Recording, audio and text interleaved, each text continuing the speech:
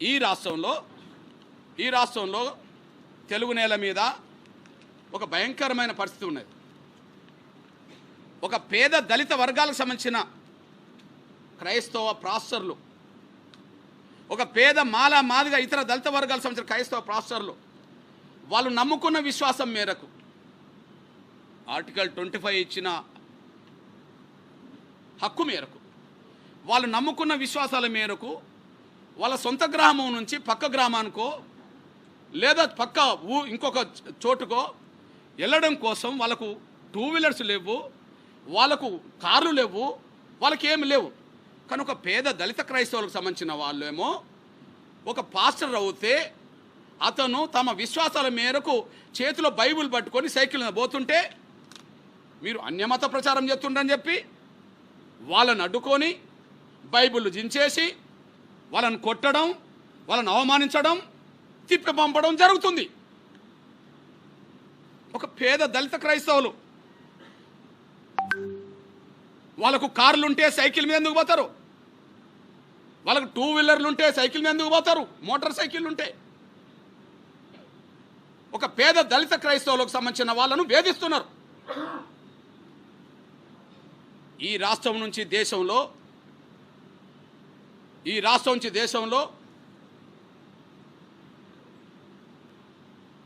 ఈ దేశానికి క్రైస్తవ మతం అనే ప్రచారాన్ని తీసుకొచ్చింది అగ్రకుల బ్రాహ్మణులు.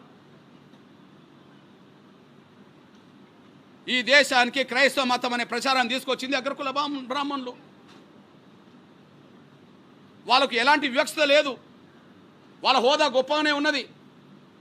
వాళ్ళు తీసుకొచ్చి యేసుక్రీస్తు దృష్టిలో క్రైస్తవ మతం అందరూ సమానంగానే, మీరు హిందూ దేవాలయాలకు వీళ్ళు రానిత్తలేరు, మీరు మమ్మల్ని బజార్లో తిరగనిత్తలేరు, కాబట్టి ఇక్కడికి మీకు స్వేచ్ఛ ఉన్నది, మీరు వచ్చి మొక్కవచ్చు అని చెప్పి వాళ్ళకు బడులోనో చదువో ఏదో వైద్యమో తీసుకొచ్చి గుడి కట్టిస్తే ఆ గుడిలోకి వెళ్ళారు. తీసుకొచ్చింది బ్రాహ్మణులు, భక్తులైంది దళితులు. ఇవల్ల ఈ ఆంధ్రప్రదేశ్ గడ్డ మీద ఉన్న పెద్ద పెద్ద పాస్టర్లు, ఫాదర్లు, బిషప్లు ఈ తెలుగు గడ్డ మీద, ముఖ్యంగా ఆంధ్రప్రదేశ్ గడ్డ మీద నుండి ఈ గడ్డ మీద పుట్టినోళ్ళే కోట్ల రూపాయల విలువ గల కార్లలో పోయి ప్రచారం చేస్తుంటారు. ఈ దేశం మొత్తం తిరిగి ప్రచారం చేయడానికి విమానాల్లోకి వెళ్తారు. వాళ్ళే ప్రపంచ దేశాల్లో కూడా కనిపిస్తుంటారు. ఈ ఆంధ్రప్రదేశ్ గడ్డ మీద పుట్టిన బ్రాహ్మణ ఫాదర్లు, పాస్టర్లు, బిషప్లు, కమ్మారెడ్డి కాపు బ్రాహ్మణ, కమ్మారెడ్డి కాపు ఫాదర్లు, పాస్టర్లు, బిషప్లు వాళ్ళు సైకిల్ మీద ఎప్పుడన్నా బోంగ చూసామా? వాళ్ళు సైకిల్ని పట్టుకొని ఊరు దాటి ఊరికి వెళ్తున్నట్టుగా ఎక్కడన్నా సైకిల్ తొక్కంగా చూసామా? సైకిల్ తొక్కే మాదిగా దళిత క్రైస్తవులు నోమా అడ్డుకుంటారు, కొడతారు, అవమానిస్తారు. ఇప్పుడు కోట్ల రూపాయల విలువ గల లగ్జరీ కార్లలో, ప్రత్యేక విమానాల్లో, దేశ విదేశాలు తిరిగి ప్రచారం చేసే బ్రాహ్మణ ఫాదర్లకు, కమ్మారెడ్డి కాపు పాస్టర్లకు, బిషప్లకు వాళ్ళకేం కాదు ఈ దేశంలో. ఇది ఎట్లా న్యాయం అవుతుంది? ఇది ఎట్లా ధర్మం అవుతుంది? మీకు కార్లు ఉన్నాయి, మీకు విమానాలు పోతారు, మీకు ప్రత్యేక విమానాలు ఉన్నాయి. మీరొక్క దిక్కు ప్రార్థన పేరుతో కూటమి పెడితే రాష్ట్రం దేశం మొత్తం మీద లైవ్ల ద్వారా చూపించుకుంటారు. మాకు ఊరు దాటి ఊరు పోవడానికి కూడా శక్తి లేకనే సైకిల్ మీద పోతున్నారు. వీళ్ళు మీకు శత్రువులు అవుతాండ్రు. మా దళిత క్రైస్తవుల మీద, మా పేద వర్గాల మీద దాడులు ఆపాలి. మీకు చేతనవుతే విమానాల్లో మీద పోయేటోళ్ళ గురించి ఆలోచించండి. మీకు చేతనైతే లగ్జరీ కార్లలో తిరిగే కమ్మారెడ్డి కాపు బ్రాహ్మణ ఫాదర్ల గురించి ఆలోచించండి. అంతేగాని దళిత క్రైస్తవుల జోలికి వస్తే మౌనంగా ఉండలేము. ఇది కూడా మా ఆత్మగౌరవ సమస్యే, ఇది మా అస్తిత్వ సమస్యే. మీకు మతం మారే స్వేచ్ఛ మీకు మాత్రమే వద్దు అని చెప్తే ఇది నిర్బంధంలో మమ్మల్ని పెట్టినట్టే.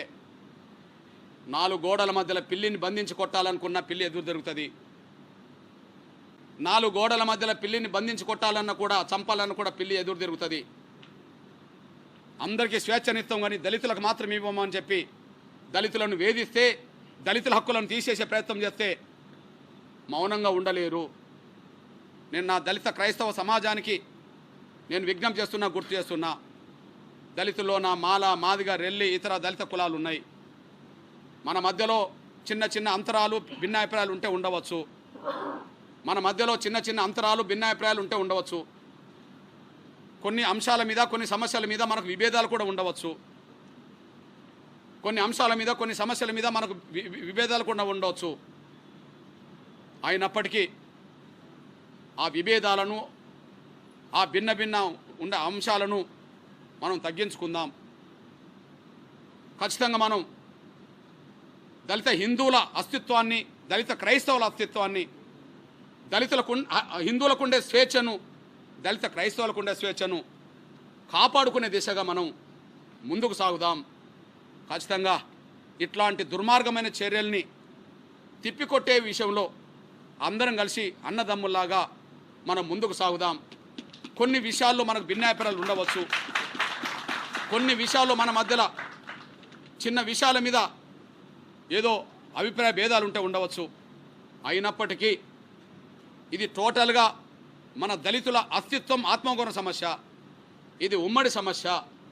దీన్ని ఎదుర్కోవాల్సిన బాధ్యత కూడా మన అందరి మీద ఉన్నది. ఆ విషయంలో ఒకరి మధ్యలో ఒకరికి ఉండబడే అపోహలను తగ్గించుకుందాం. భిన్నాభిప్రాయాలను కూడా తగ్గించుకుందాం. మనకు వచ్చిన ప్రమాదాన్ని ఎదుర్కొనే కాడ, నివారించుకునే కాడ ఒకటవుదాం. ఆ విషయంలో నా దళిత సోదరులందరూ ఆలోచించాలని విజ్ఞప్తి చేస్తున్నా.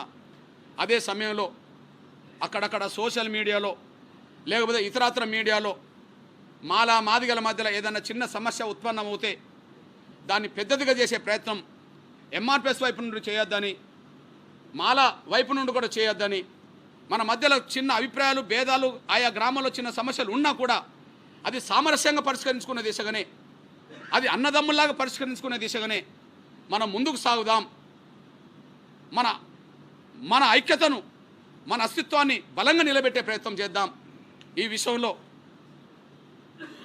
ఎవరైనా సరే సమయం పాటించాల్సిందిగా, ఎట్టి పరిస్థితిలో రాబోయే రోజుల్లో సోషల్ మీడియాలో చిన్న చిన్న మాలా, మాదిగల భిన్నాభిప్రాయాలని ఎవరు కూడా ఎక్స్పోజ్ చేయకుండా, ఎక్కడ చిన్న సమస్య ఉత్పన్నమవుతే అక్కడనే మనం పరిష్కరించుకునే విధంగా, సహనంతో పరిష్కరించుకునే విధంగా, సోదరత్వంతో పరిష్కరించుకునే విధంగా ముందుకు రావాలని చెప్పి, అది ఎంఆర్పిఎస్ నాయకత్వం కూడా పాటించాలని చెప్పి నేను విజ్ఞప్తి చేస్తున్నా. నా మాల, ఇతర దళిత సంఘాలు కూడా నేను విజ్ఞప్తి చేస్తున్నా. ఈ వచ్చిన ప్రమాదాన్ని నివారించుకునే కానీ మనం ఉండాలి కానీ మన చిన్న చిన్న అంశాలను మళ్ళీ ఎక్స్పోజ్ బలంగా చేసుకోకుండా సామరస్యంగా పరిష్కరించుకునే దిశగానే మనం ఉండాలని చెప్పి నేను సవినంగా విజ్ఞప్తి చేస్తున్నా.